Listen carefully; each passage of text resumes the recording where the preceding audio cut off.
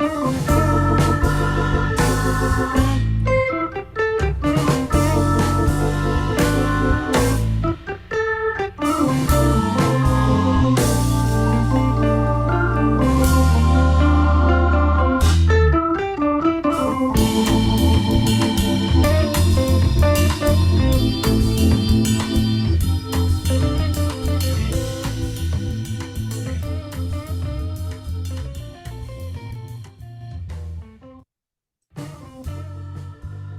welcome to another episode of the Live Jazz KC Swapping Fours podcast. My name is Herschel McWilliams, and today we are going to be chatting with another wonderful Kansas City edition, Kansas City native musician, saxophonist, composer, and recent graduate of the Berklee College of Music, Mr.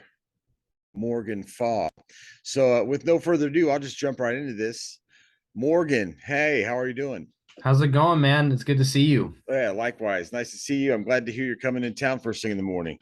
Oh, me too. Me too. I'm so excited to get home. It's been over a year for me now, and I've got that itch, I need to go back to I need to go home. I got to tell you, the other day I was talking to Chris Burnett, and we were recording some stuff, and I played a little bit of audio from your senior recital video that was on YouTube for an episode. And man, what a killing band, what a killing recital you had. Congratulations on that, and congratulations on finishing. It seems like you just left to go to school there a couple of days ago.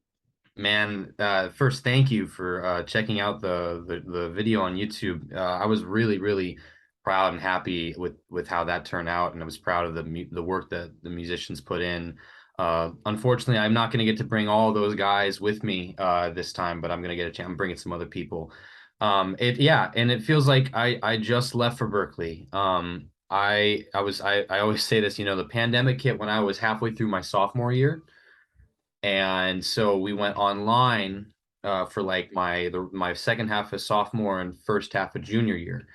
And I was there for I stayed from until August during 2020 in Boston, and then I moved home to get close to my family again and take that time to be in Kansas City and to save some money and study online because that's all they were offering. But then it's funny. I wake up or I blink and I'm at my graduation. Yeah. So let me back up a little bit. So I mentioned you're from Kansas City, and for those of us lucky enough to have seen your development through high school and going into school, tell us a little bit about your start as a saxophonist. What part of town you from, and how did you get your start? Well, it's interesting. I kind of grew up all over the United States, and I originally I was born in Indianapolis, and then I moved to Washington State with my mom, and then we lived in the Vancouver and Portland, Oregon area for about 5, 6 years. And then when I was about 9 or so, we moved to Minneapolis, and a year later, I picked up the saxophone in fifth grade school band. And I was really inspired by Clarence Clemens initially with Bruce Springsteen, because my dad was a huge, music fiend, and nobody in my family's a musician, but my dad loves music, and my mom loves music, and so my parents were always filling me with things to listen to, and Clarence Clemens caught my ear, and so I wanted to pick up saxophone in school band. And it wasn't though until I moved to Kansas City, which was actually, I moved to California first and then to Kansas City. I lived in Sacramento for like 9 months, and I lived in Minneapolis for like 3 years. So I moved to Kansas City when I was like 13, and there was a jazz band at the school I was at, which was Harmony Middle School in like Overland Park. And that was kind of where I discovered that I didn't have a fear of playing in front of people, because they were asking people to do solos, and I used to be a real troublemaker in band class. I loved to get people's attention. Right. And so I was always, annoying people, and so my band teacher, because the getting a solo was kind of a punishment in the band almost, because no one wanted to do it. And so to basically shut me up. My teacher was like, hey Morgan, how about you take a solo this time? And the whole band was like, ooh, Morgan's gonna solo. It was a whole thing. It was like a cartoon, I swear. And I decided to, I was like, you know what? I'm gonna practice and I'm gonna like make this solo cool. And it all of a sudden I did it and I felt good. And of course at the time when I was a kid, I loved the attention. And it just Sure. became kind of like something I realized I found a little bit of my identity in. And by the time I was a freshman in high school, I decided to pursue it as like my career, and I started studying with like people like Dan Thomas. And my mom helped me get in touch with him and find me some people. And I studied with Dan for a while, and then about a year after that, I joined Clarence Smith's jazz workshop. And in Right. between that, I had been like taking lessons with like Greg Fishman, the Etude book writer in Sure. Chicago. Really cool guy, great teacher too. But it wasn't like music was like really, I was having a really tough time wrapping my head around it at that time. I was trying to understand Greg and Dan's concepts, and it just seemed to not click for me. And I was almost getting a little burnt out because I guess I thought I knew way more than I did, and was getting overwhelmed by it. And it wasn't really until I got to Clarence's program at Metropolitan Penn Valley Community College, where I met him and Chris Burnett, who became like almost like father figures to me. I got really close to them, and I started studying with Chris. My mom told me, "Hey, Chris Burnett's going to be at this workshop. Maybe you should go learn one of his tunes and like try to impress him and get his attention." I was like, "Okay." So I went and found one of his tunes, and like first of all, his sound blew me away, and I was already really inspired by what I was listening to, and so it made me really want to like study with him. And I played, I studied one of his tunes, and then as I was warming up at my first day at the workshop, I just started playing it as my warm up, and Chris walks over and he's like, how do you know that tune? Like, and I was like, oh, I learned it because I was learning it for you. I wanted to maybe see if I wanted to take lessons with you, and I thought this would be a good way to introduce myself. And he's like, well, let's talk after today. And so I talked to him afterward, and he like we talked about taking lessons, and we came to an agreement, and I was going to take a lesson with him after every Saturday after the workshop, and that became a thing we did for months. And soon he started taking me to lunch after the workshop ended. We would go to Lutfi's on 31st in Maine, the catfish place. Mm-hmm. I think I'm saying that right. We always Lefties, called yeah. it, yeah, we always called it Lufties, but yeah, Lufties, not Lutfi's. Lufties. Yeah, and we'd get a pound of catfish and share it, and then we'd take a slice of orange cake back to the museum where he would give me my lesson because he was the interim director at that time, I think, and I believe so. Don't quote me on that though. You're right. You're right. But he took me. He would take me to the museum because he needed to be closer to work because our lessons sometimes would go long. And so we would eat a pound of catfish, talk. He would talk to me about life and music, and then we would go to the museum. We'd drop off some cake to Miss White at the swing shop, and then we'd have our lesson in the Weebop room or in the Blue room.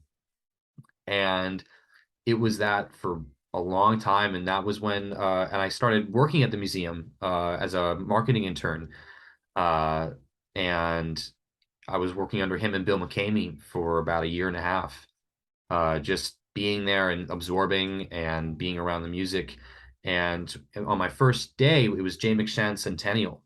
Oh, how cool. And it was really cool to be there because Benny Green was there and Bobby was there, Bobby Watson, and his big band was playing. So like all of the like cats in Kansas, they were all there that night. And Ernie Andrews was singing too, if I'm not mistaken. And Chris basically at one point took Bobby aside and introduced him to me. Um, and we had previously met at UMKC's Shadow a Musician event like a few months prior, but I didn't expect him to remember me as much there, even though he had to borrow my horn for this performance. Oh yeah. Yeah, it was funny. He had to borrow my horn. Like Joe, the director of classical studies at UMKC, Joe Parisi, he like ushered me to stage one at the end of this shadow thing, and Bobby was there, and he's like, "Man, I need to borrow your horn, man. I left my neck in the office, man. It's my worst nightmare." And so I was like, yeah, you can borrow my horn. It's a student horn. It's nothing special. He's like, that's okay, man. I'll make it work, man. And so he plays the show, and I go pick up the horn afterward, and he's like, man, I couldn't find whatever key he said. And I was like, oh, I'm so sorry, sir. He's like, you thinking about getting a new horn, man? I'm like, yeah, I've been wanting to. And he's like, man, just get a new horn, man. Yeah, I don't know about this one, you know. I And can and I can close my eyes and picture this whole conversation. oh yeah, it was he was putting it away too, and I was like, man, my hero was playing my saxophone and he hated it. And so I was like, yes, sir. I'll I'll be sure to get a new horn for next time. And I get in the car with my mom after that. I'm like, Mom, so listen, I think we got to buy me a new saxophone. And she's like, Morgan, we've talked about this. Like, we have to wait a little bit more. I want to see like how things go with Chris. And I'm like, Mom, Bobby Watson played my saxophone tonight for a concert, and he told me I need to get a new saxophone. And she looks at me in the rearview mirror like every mom does when she checks on their kid or whatever. She had this look of surprise in her eyes. She's like, "Oh, uh, okay." Right. That's a great story, man. It's a funny story. So like I see him in January and he's like, "Oh man, yeah, I played your horn, man. That's right."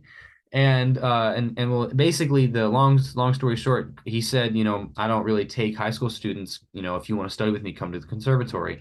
And Chris kind of pushed and he was like, I think Morgan's worth, your time. And so Bobby, he kind of was like, "Okay, man, send me a video, man. I'll get back to you in 2 weeks." And so I send him a video confirmation and something else. And I hated the video too, because I had gotten a cold that weekend when I recorded the videos. And so like I sounded so stuffed up and everything. I was cringing. And I sent it to him, and 2 weeks pass, right? And I don't hear anything from him. And he had said to me, one of the last things he said to me was like, uh, man, if I don't get back to you, just shoot me a reminder. And I'm like, ah, I'm thinking to myself, I'm not about to remind Bobby Watson to listen to my audition tape. I'm not about to remind this man, this master, this idol of mine. I was not about to send him, hey man, did you check out my video yet? I was not about to be that person. And so and I told Chris that too, and Chris was like, I think that's a good idea. And and I was like, 2 weeks go by, and like, haven't heard from Bobby. He's like, well, just be patient. He's a busy man. Like, I think he's gonna take you. And 2 months go by, right? And I'm like, Chris, haven't heard from Bobby. I don't think it's gonna happen.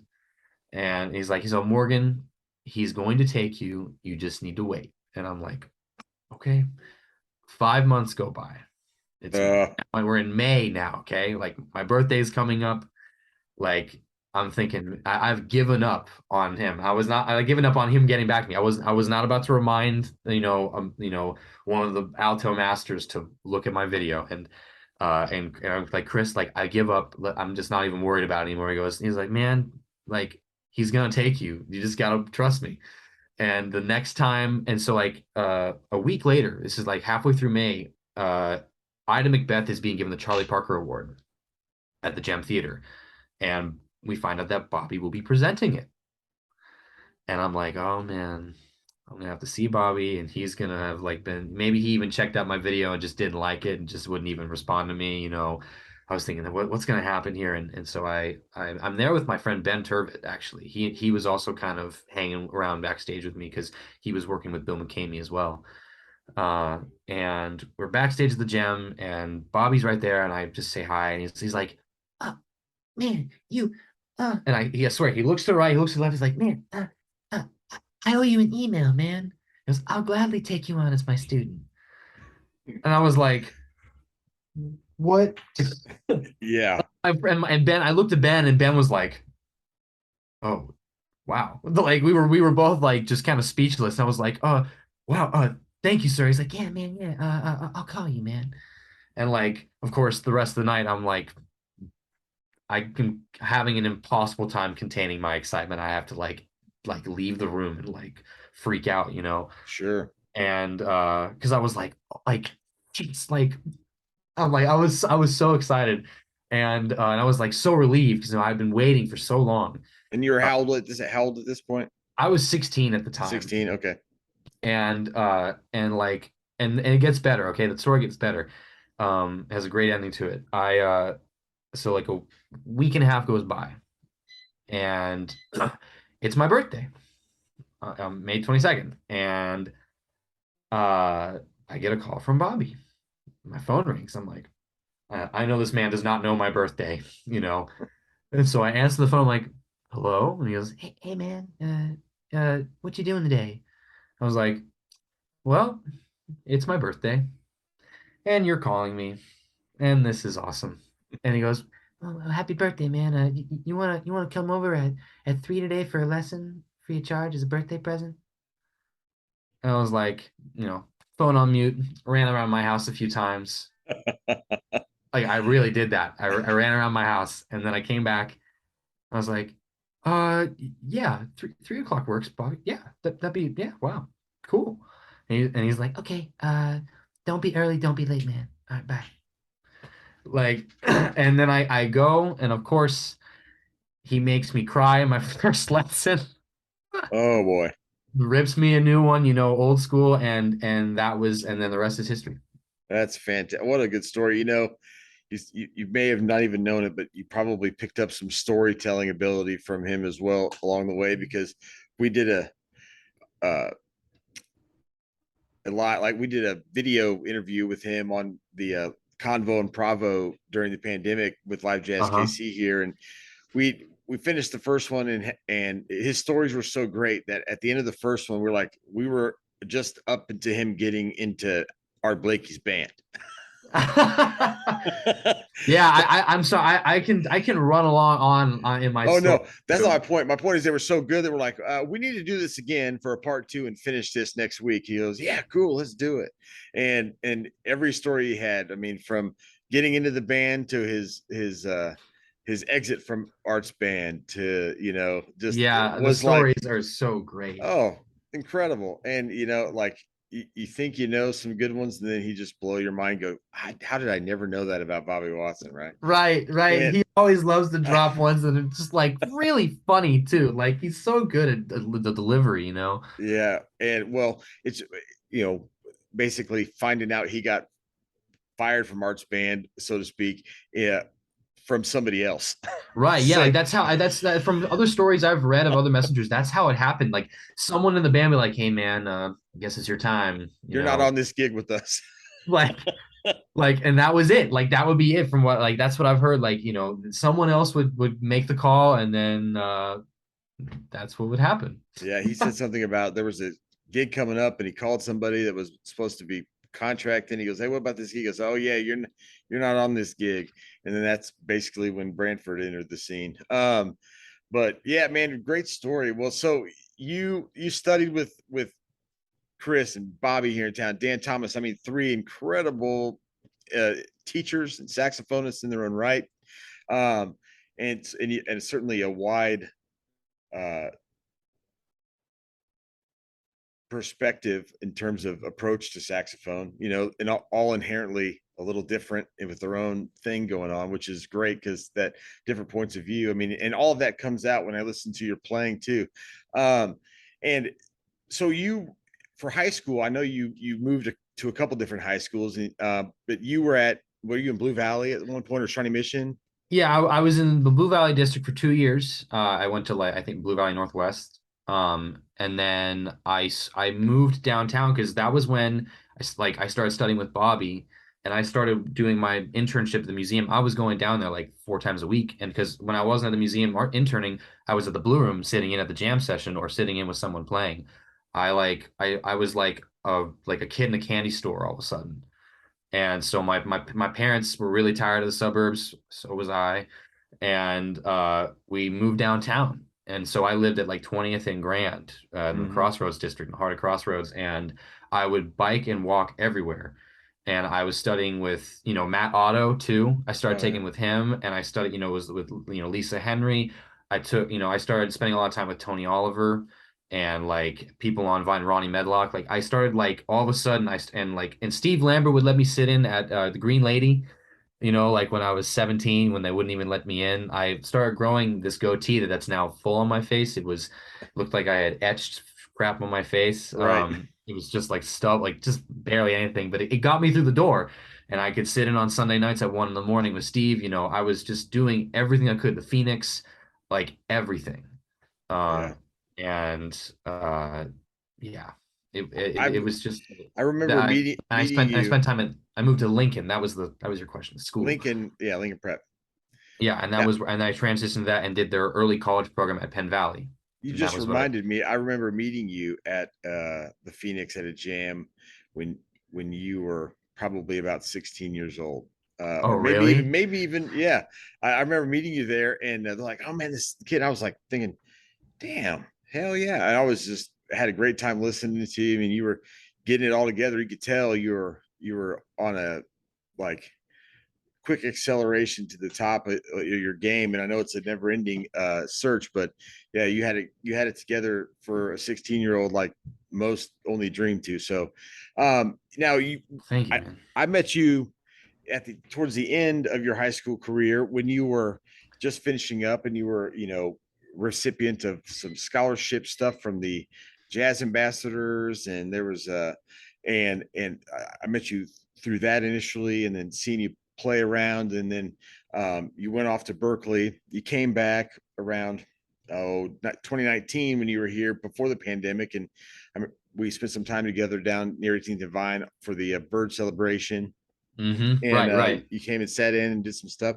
with that band With Dave. I think Dave was with hosting. David Valdez at the soiree, and uh, every time, I'm sure most of the people who are going to listen to this are going to know you and know you're playing, but being a firsthand account of what's going on, it was a lot of fun to watch you and just get to hear you and see what you've gone to now when I've listened to your senior recital. But um, so yeah, fast forward through that, you had some pretty cool experiences while at Berkeley, getting some opportunities to play with some pretty enormous musicians and bands through that time. Talk about a couple of those experiences.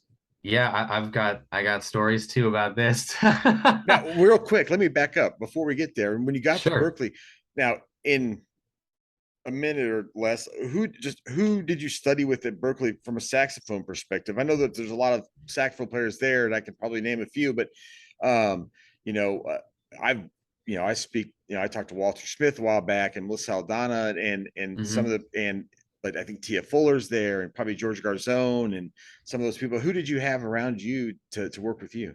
So throughout my time at Berkeley, I studied with actually a handful of people. I studied, but I found my like the sweet spot of who I was studying with about sophomore year. But my first semester I studied with a guy named Dino Gavoni. He was a great tenor player in the Boston area. And then my next semester I jumped to Jim Odgren, whom you may remember, Brandon Wilkins, tenor saxophonist that used to live in Kansas City and Yeah. moved back to LA. He went to Berkeley and he would give me a lot of advice when I was getting ready to go to Berkeley because he and I are very close. And he was like, "Man, you got to check out Jim before he retires. Just trust me on that."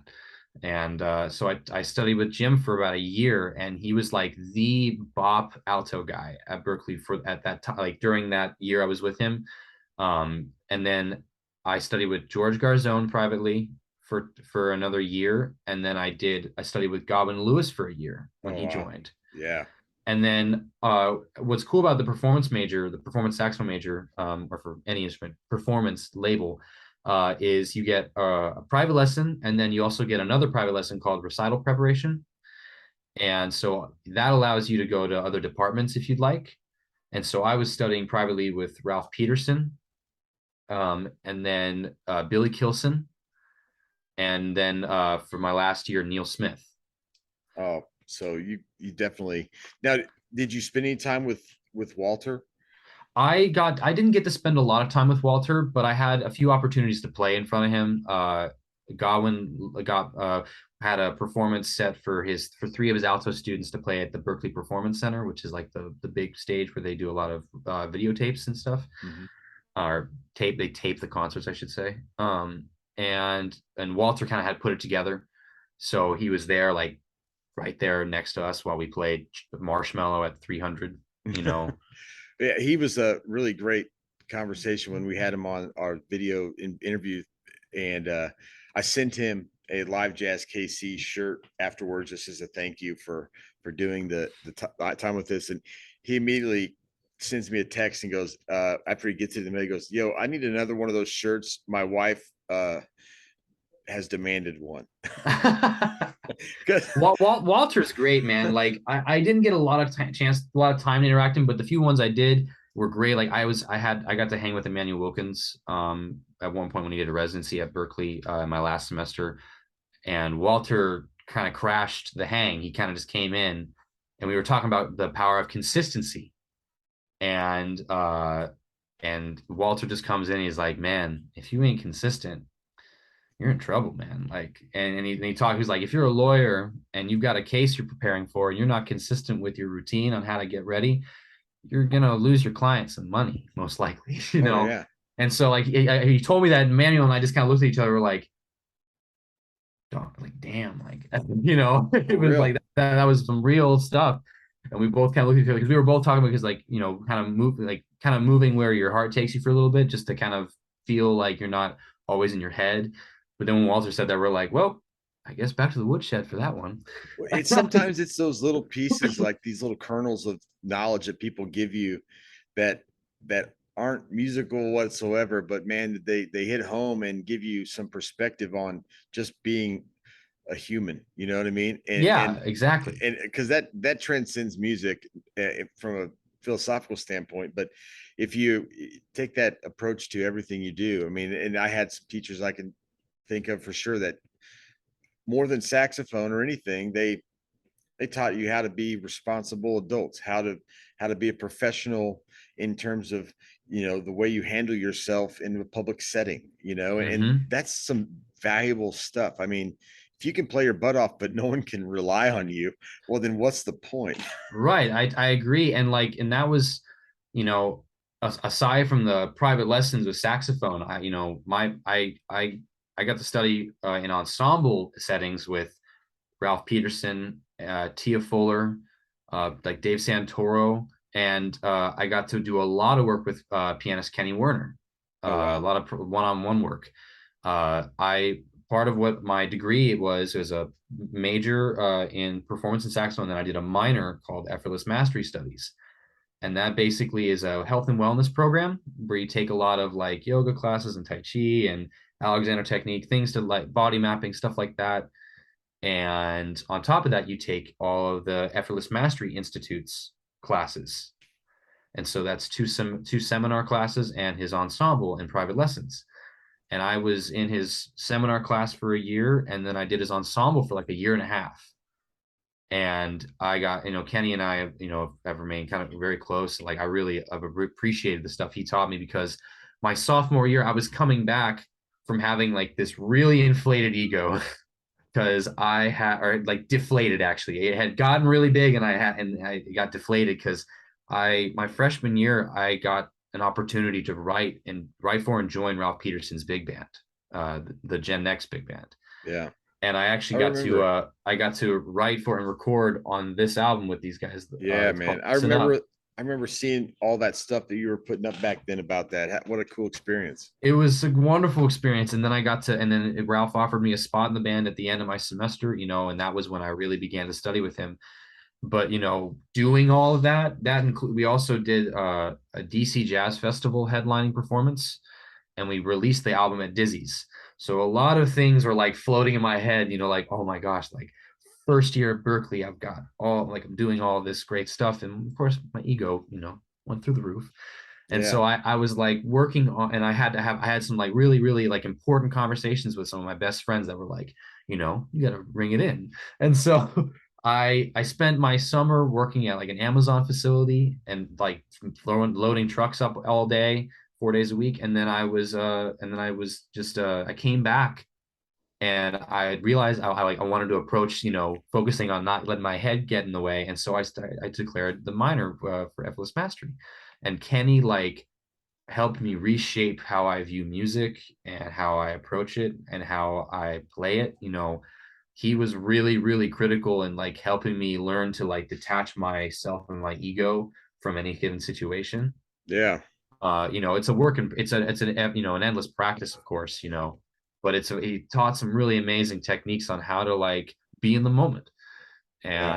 And I got to play with him a lot in that time, a lot of duo, and I've gotten to sit in with him at certain sessions. Like he's wonderful, and I had experiences like that with Ralph, of course, and with Tia. Tia was like she's like my Berkeley mom. Like Oh, I cool. got to study with her for my last full year at Berkeley. I was in her ensemble. That's like a year-long commitment.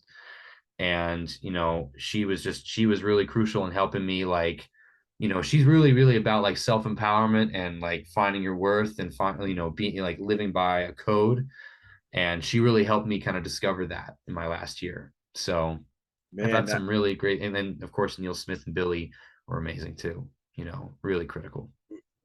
so as we're getting you out of Berkeley here, I want to take a second and I want to, you know, let everybody know we're speaking, for lots of reasons, not the least of which is the fact that you're going to be coming back tomorrow morning to Kansas City to play the rest of the month in a residency for the Spotlight Charlie Parker celebration. That's And right. if you're not aware what that is, spotlightcharlieparker.org. Long story short, it's a wonderful tradition that's been carried on in Kansas City, um, that highlights the music, the influence, and the legacy of Charlie Parker to Kansas City during the month of his birth. Which at this point, if he was still kicking it, he'd be 102 years old, like in a week and a half. Yeah. Which it's wild. And so, not the least of which you're coming for, but also you will be doing a CD release for your project. Morgan Faw and the Flame. It Takes a Village is the name of the Yeah. album. And I want to take a second and play a tune that when I listened to it, I was like, this is Morgan playing?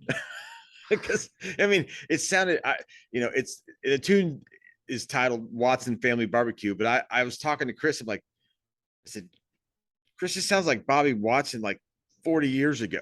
I mean, in so many ways. And I was like, this sounds like, and I didn't even know the tune. I was just sort of like listening halfway through the tune. I put the earphones in and I didn't know the tune. I didn't hear the head or anything, but I was like, this sounds like a Bobby Watson tune. And of course he Yeah. goes, that's because it is.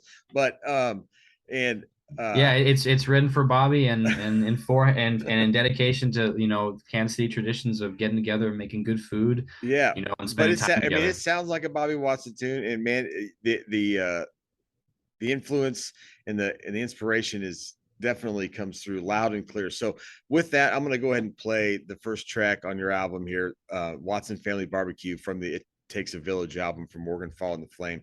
So enjoy. Here it is.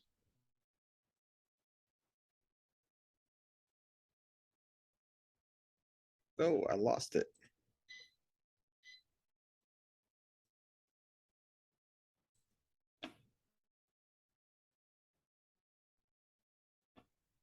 Watson Family Barbecue.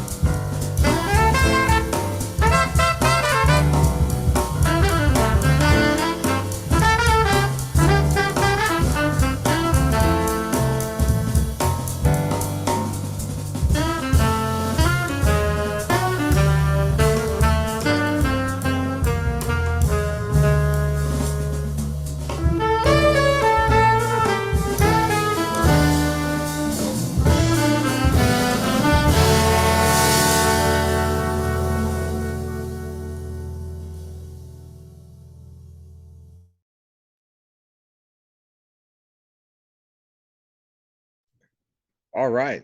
I hope you can hear me now, but Yeah, yeah, right on, man. What a great tune. And I'll say it again.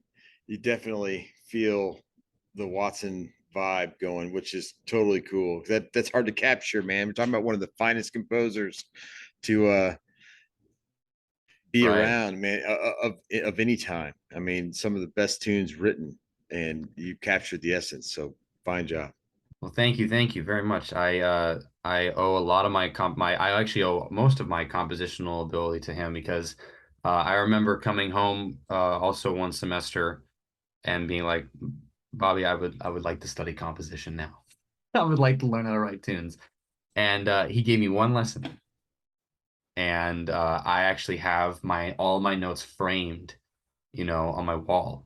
And I took what he told me, and I really took it to heart. And then I learned only more from, working with other people like Kenny and Ralph and, So when's you the know, big band arrangement coming out for everybody to get of that tune?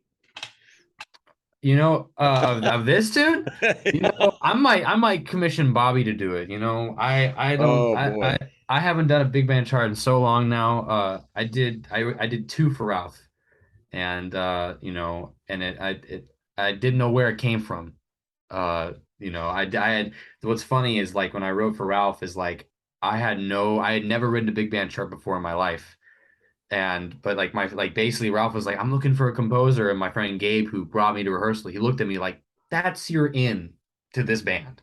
And so I like went up to the front of the room once everybody was leaving. I was like, Ralph, I heard you need a writer for Skylar. He's like, yeah, you want it? And I was like, yeah, I'm a jazz comp major. I know how to write, big. Of course, I hadn't even declared yet. It's a month into my first semester, and he's like, okay, it's yours. You've got a month.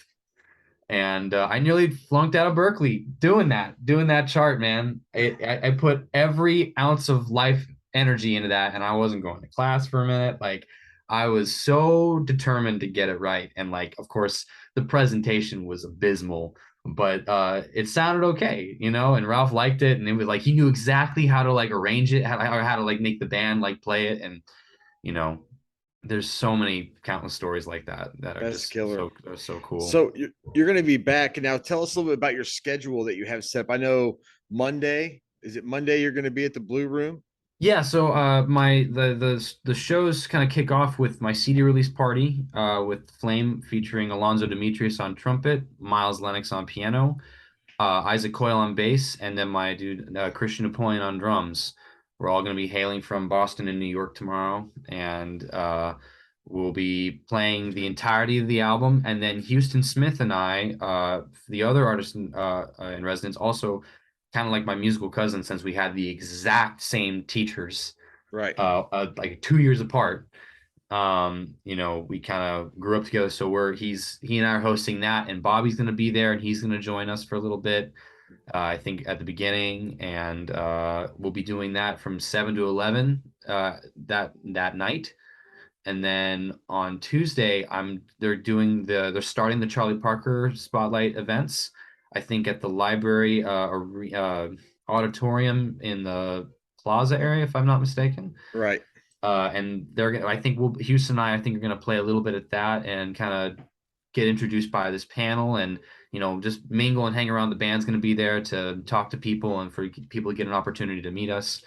And then on Friday, we have a really big show. Houston and I, our Ode to Bird concert, Ode with a number two, because this is continuing the series that Houston and I kind of started a couple years ago at the Charlie Parker Centennial, where Houston and we were joined by Eddie Moore and basically the Outer Circle Band, Zach Morrow and DeAndre Manning.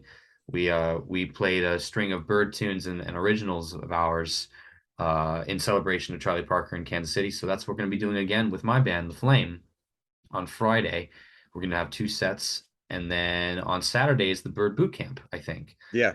And that's going to be a really, really fun experience because I'm going to be it's like I'm going to be looking at me and Houston are going to be looking at a bunch of us, like younger versions of ourselves, and get an opportunity to maybe share some wisdom or guidance as a few years older than these kids, and I'm not like an old man now. People call me an old man sometimes, but we have some younger generation, just above them, type energy to give to them and advice. And I'm really excited to be able to do that because I had a few people like that in Kansas City do that for me, like Trevor Turla and Brandon, Yeah. guys like that were really took like big brothers, and so if whatever Houston and I can pass on. And then the band, the Flame and I, we have one more show at Paseo at their auditorium. And that's going to be like our last Flame show. And then we go to the later that day at like 4, we do the Charlie Parker 21 sack salute. Yeah.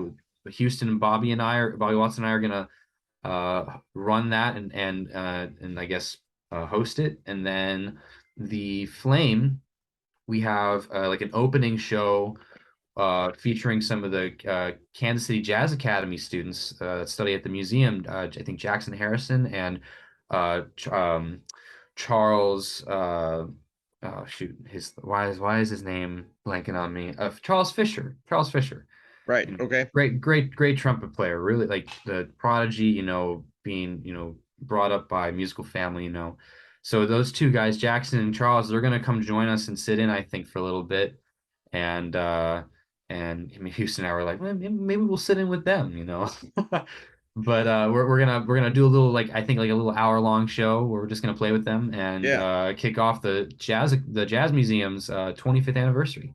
Yeah. Fantastic. And I tell you, eh, it's been this way for a long time. I mean, in Kansas City, but you've just continued that legacy, and it continues after you and before you. When I came up out of high school in '97, because I'm 43. The guys I was in high school with at the time were DeAndre Manning and Seth Lee and Logan Richardson and And yeah, Harold, and we all those all guys. we were all in high school at the same time, right as the Jazz Museum was getting its start, right? In Right, yeah. 25 years ago. It's funny. It's funny. Herschel, you said you're 43. Not to make you feel, I'm 23. Yeah. So it's like a nice, like really even, generation. It's funny. I kind of I tell my friends like, yeah, like because people not everybody knows about Kansas City, and so I'm like, yeah, can we like we pump out a few good ones every once in a while, you know? Oh You man. know, we got like Harold and Seth and Logan, of course, and we got like people like Houston and Evan Kappelman, and Oh yeah. cats like that, There's and always someone. That's the thing about it. Like, around, you can go around any corner and find somebody who can really play their instrument. You know what I yeah, mean? like And yeah, people like Nathan Pence too, who are off oh playing with so many amazing people in yeah, Philly and hanging. in New York. Yeah. And they're here, and sometimes they leave. But I mean, there's a buddy of mine who went to Berkeley. He's graduated a year before me, and named George Doolin. But he left, went to Berkeley, finished up, moved to New York City. He's never moved back to Kansas City, but he's still playing his butt off, and he's still a Kansas City guy. And Right. but sadly, hardly anyone in Kansas City knows him, and he's an absolutely killing pianist. But if you ask him, hey, I'm from Kansas City. I mean, that's his deal, right?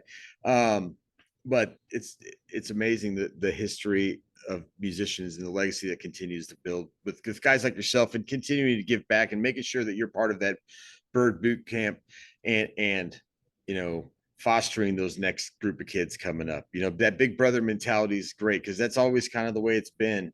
um you know I had my big brother, so to speak, and they had theirs, and they had theirs, and big sisters as well. And that's how this thing lives and breathes and continues. So appreciate you a whole lot for that. Well, yeah, of course. It's funny, Herschel. I've been really nervous coming leading up to this, because it's a really exciting opportunity, and to go home and to play for like the people that kind of raised me. And like, something that Tia has helped me with is like, just, realizing like, that you have something to share, and that you'll have the ability to express it the right way at the right time. And, I think in over time, my, the voice I have and what I've learned is going to be worth sharing. And, I'd like to, maybe start that at home. And so this is a really important big deal to me, just to to finally give back to those who have spent so much time and so much energy whooping my butt, um or fostering always, but it was primarily whoopings all the time, Yeah. being me. Well, and I get it. I know that this last May, with through Live Jazz KC, I uh put together and directed a by-state Kansas Missouri high school all-star big band. I And saw that. I saw that on Facebook, I think. yeah, and with only a short number of rehearsals, these kids came to rehearsal and worked their butts off, and they're all the all-state kids at their school for the most part, and really into it. And man, like I tell everybody, I was really impressed. Was it a perfect performance? No, but that's the beauty of it, man. They did it in two rehearsals and it sounded good. And there's high school kids out there that were just absolutely breathing fire, as far as I'm concerned. And it's really fun to see that energy and see their faces and see their parents, and just that little bit of experience of an opportunity to be spotlighted on their own in that setting Right. may give them the launching pad they need to go ahead and continue that journey musically for themselves. Yeah. And so yeah, I get it. And I'm my my goal with that was just to do just that with those kids, and I think you had a lot of those similar experiences. Now, with before we, I don't want to take up too much more time because I told you we'd be done here about now, but I No, do want to it's play. all good. I've got a little bit of time, Okay, cool. Well, if you don't mind, I want to go ahead and play one more track off of your new album. And this one is the title track to the album. It Takes a Village. You want to talk about this tune a little bit before we start it? Yeah, sure. This tune was kind of it's so funny. In my in I wrote this tune, like this tune officially just hit me one day. I had like the main melody idea kind of swirling in my head, but it hit me like a lot of it once. And it happened right after I've got, so one thing Bobby taught me is always have a scrapbook, about size of a normal moleskin or whatever to write your tunes down, or scrap things, ideas for later. And one day it was the summer, and here it is. It was the summer, and I wanted to do some barbecuing for my birthday, and so I was trying to figure out who I could call, um, and I decided to call Tony Oliver about some recipe ideas.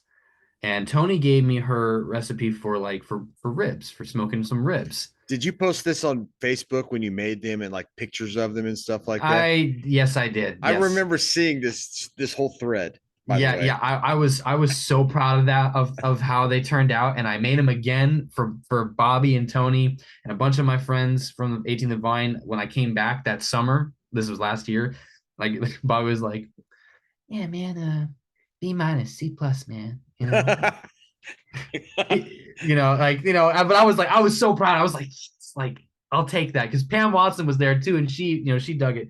I felt like I redeemed myself because I've got a story for another time where involving mac and cheese, but Oh that's boy. for another time. But Uh, basically, I took these notes down, right, how to do the recipe, and literally a day later, I was like, I have the tune, and I wrote it right next to my notes for the for the recipe. oh man, you need to have a picture of that like in the album, the liner notes or something. I might do that for the next one, like, because yeah, like this is like I've got stuff like this all throughout this book where it's just like a recipe or some really deep notes from somebody and then a tune like. And so Perfect. I literally wrote that. It's funny. I could have wrote. I do think I would have written Watson Family Barbecue or something after making ribs, but I got the recipe and I made it, and I like all of a sudden I just, this is the tune I need to write, and I realized like at the time I was gonna do a different name for the album, but I realized like over time I think this was gonna be the theme of the album was, it takes a village to make Morgan tick, Right. to make things, and to make things happen, uh I once heard someone say, like no dream is big enough unless there's like people there to help you. If you can do it alone, it's not a big enough, goal. And so I really was really fortunate to be in a community like Kansas City where there's so many people that are willing to give and teach and educate and show you the way. And Tony saved my butt there with giving me the proper recipe because I was trying to impress my friends, because Yeah. I grown up in Kansas City barbecue and I needed to cook something good and I needed a good recipe for it. So the overall this tune is just it's kind of a burst. If you the way to think about the tune, it's very fast and it kind of just comes, it's like go go go the whole time, and it's kind of a representation of the excitement you might think of it as like the ball of excitement to me when I think about like home and like the people there and like it's like a giant thank you or Right something like on. that, Yeah. I something along the lines of that. Well, let's have a listen, man. This is the title track. It Takes a Village from Morgan Faw and the Flames album. It Takes a Village. Uh, Here we go. Enjoy.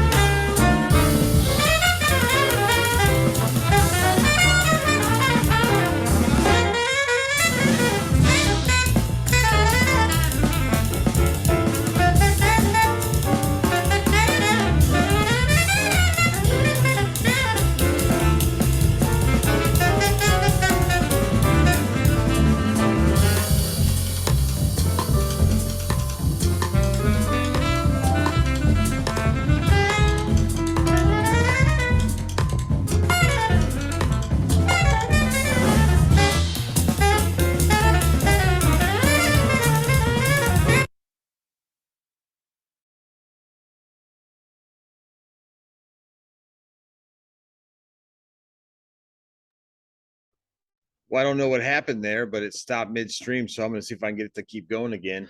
Yeah, sometimes I've learned if you play it from Google Drive, it tends to just stop halfway through. Well, let's see if I can download it and pick up where we left off. So I apologies for technical difficulties, but we're going to fix that. I can assure you. All right. So take 2.5 on that tune. So here we're going to finish playing the rest of It Takes a Village. So enjoy.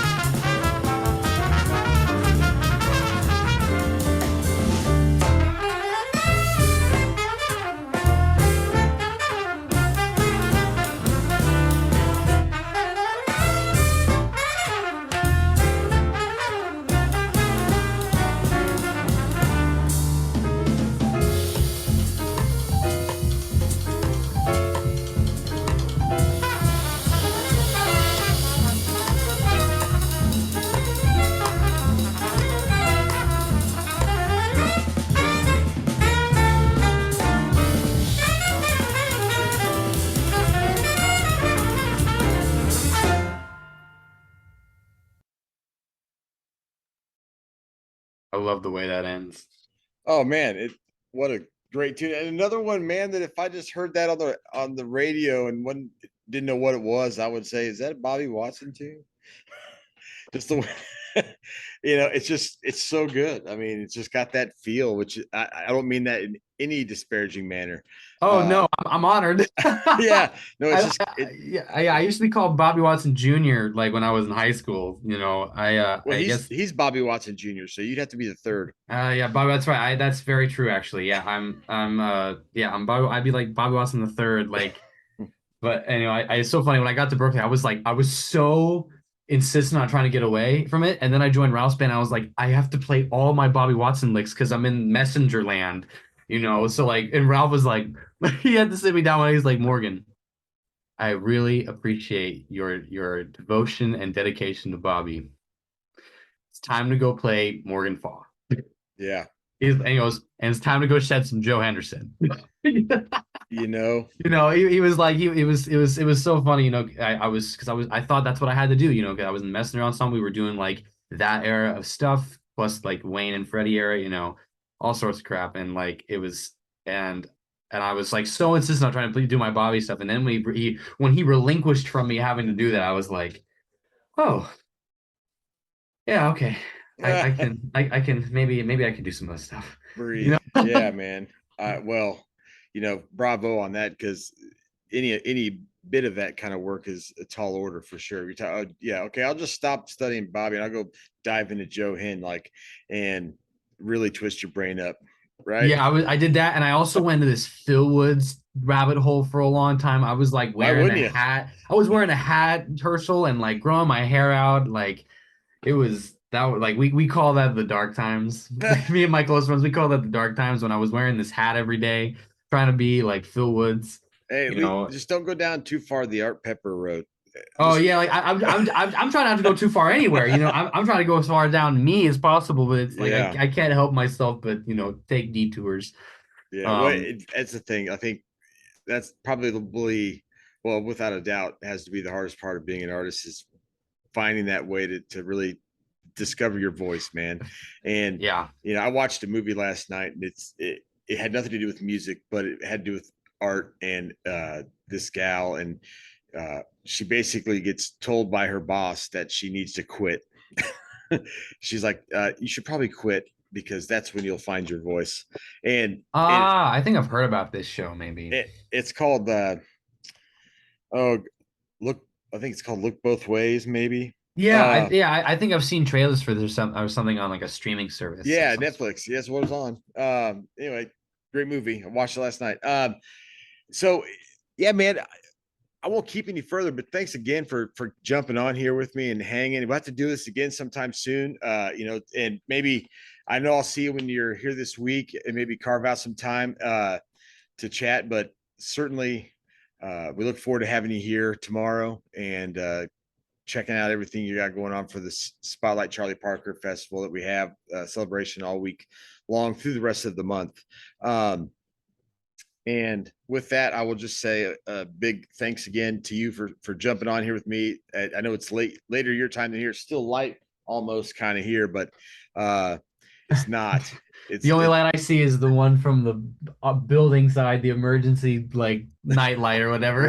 right. Um, but yeah, this has been Live Jazz KC presents the Swapping Fours podcast, and this is episode number 8 or 9 or something. But I've really, we've had a lot of saxophonists on here so far, and it's not on purpose. I just know more of them. Uh, I hear you, Herschel. Do you mind if I quickly? I wanted to something I meant to do earlier is on those recordings you heard Will Mallard on trumpet, Ebba okay, Dankel on piano, Christian Napoleon on drums, and Isaac Coyle on bass. I kind of I shouted out the band that's coming to Kansas City, but I yeah, didn't shout thank out you. the band on the record. I meant to ask that as well. So that's good. And when will this be available on all the streaming and purchasing platforms?